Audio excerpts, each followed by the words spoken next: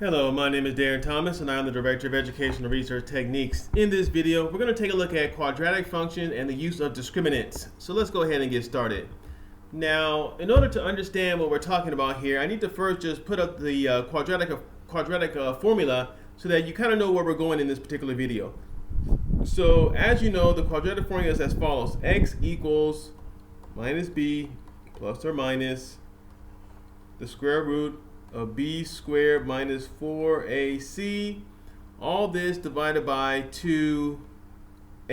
Now, a discriminant is kind of something that you calculate to help you get the ultimate final answer. That's a very simplistic definition of the mathematical term. And so what happens is this. You use the discriminant to know what kind of answer you can expect if you were to solve the entire quadratic equation using the quadratic formula. And so essentially the discriminant is the information that is inside the radical, if you will. So all this information right here, I guess you could say inside the radicand, excuse me.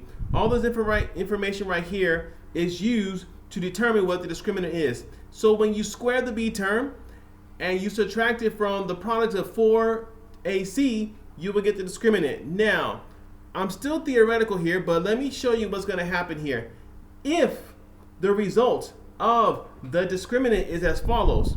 So let me give you the example. If it's, you're going to always have your minus b out here, and then you're going to have your plus or minus, and if the number inside the radical, or the radicand, excuse me, I'm getting confused there. If the number inside the radical, yeah, that's what it should be, then you will have two real numbers as the final answer. You will have two real numbers.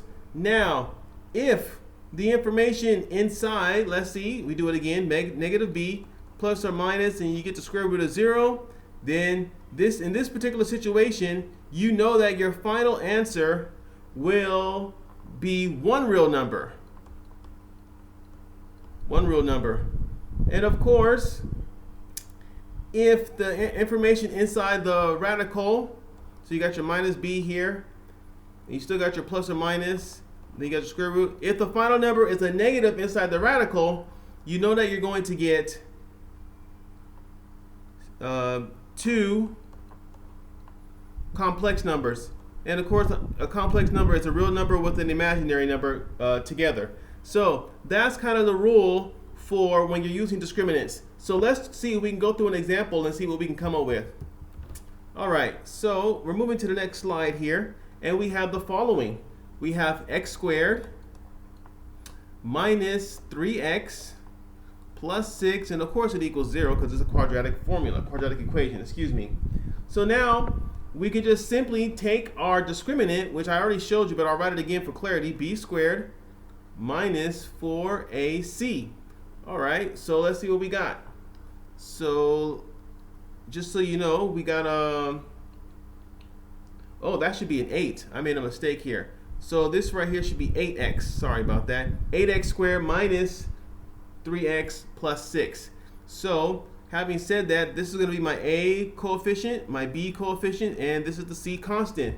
So when we do that, we get the following. So b is going to be negative 3 squared minus 4. A is going to be 8, and c is going to be 6, like so. And then we do some basic mathematics here. So we got 9, because negative 3 squared is 9, minus 8 times 6 is going to be 48. 48 times 4 is going to be 192. Whoops. And then 9 minus 192 is going to give me negative 183. So if we go back here to the previous slide, if we get a negative, we know that it is going to be two complex numbers. We know that already. So now what we're going to do is we're just going to solve it the old-fashioned way using the quadratic formula, and you're going to see how we get two complex numbers here. So watch carefully.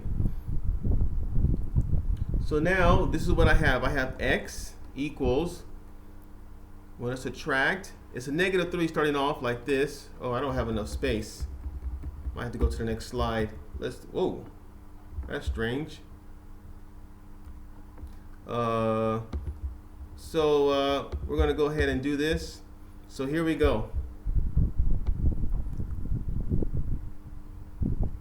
So what we're going to do is, we got this, we got x equals minus -3, then plus or minus the square root of, and so our b term is still -3 squared minus 4 times 8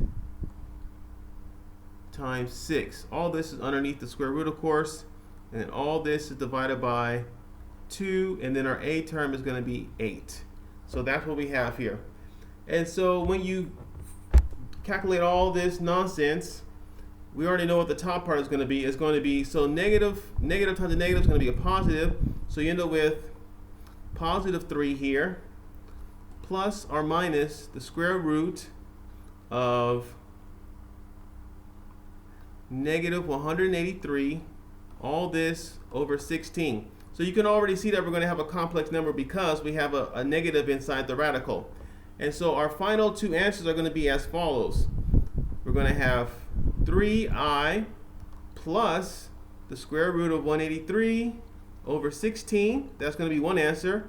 And the other one will be 3i again minus, 3i minus the square root of 183 over 16. So you can see clearly that we got two complex numbers here, and just like the discriminant predicted. So let's go to the next one. This will be our last example for this particular video. So here we go. This is what we have. We have 5x squared plus 6x minus 2, and of course it equals 0. Now let's first use our discriminant. Our discriminant will help us to determine how many possible answers and of what characteristic they will have. So for that, we're going to do our b squared minus 4ac like before. And so just to label things for consistency so we don't lose anybody, this is our a coefficient 5, this is our b coefficient 6, and this is our c coefficient or c constant minus 2. So having said that, we got 5 squared minus 4. Oh, excuse me, I made a mistake. Not 5 squared. It should be 6 squared. Sorry about that, because that's the b term. Minus 4 times 5, because that's the a term, times -2, because that's the what do you call it? The c constant. All right.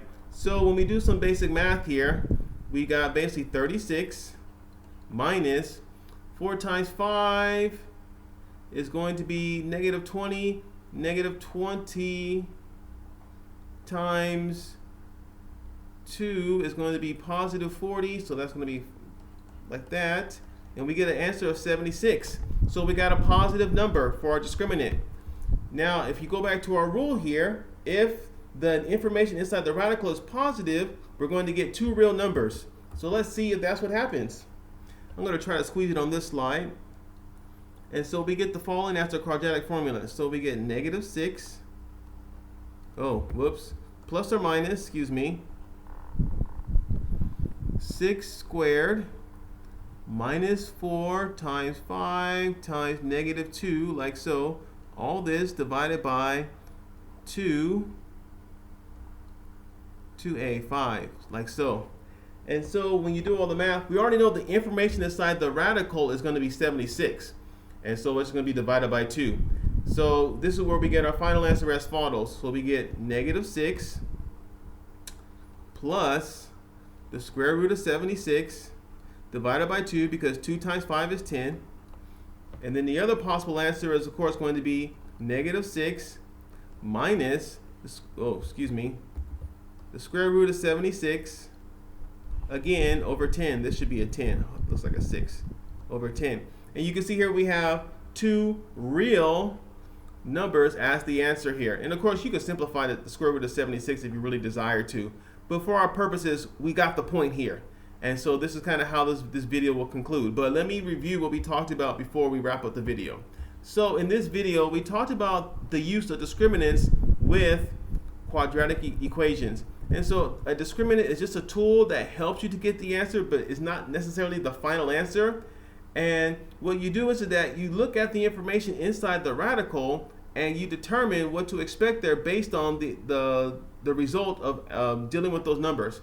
So if the final answer inside the radical is positive, you can expect two real numbers. If the final answer inside the radical is 0, you can expect one real number. And lastly, if the final answer inside the radical is negative, you can expect two complex numbers.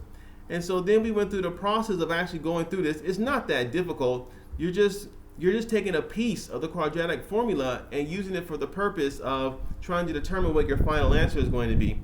And so with our first example, we knew that it was going to have two complex numbers because we got a negative inside the radical. And of course, when we actually calculate it, you can see down here at the bottom that that's what we got. And then we repeated the process here for the second one. Our discriminant was positive this time, so we knew we were going to get two real numbers. And behold, right here before you, you can see the answer right there. So again, a useful tool for trying to have an idea of what to expect that you can use for your own benefit. And of course, discriminants are used in other matters. I know it's like, for example, in data science with linear discriminant functions or whatnot.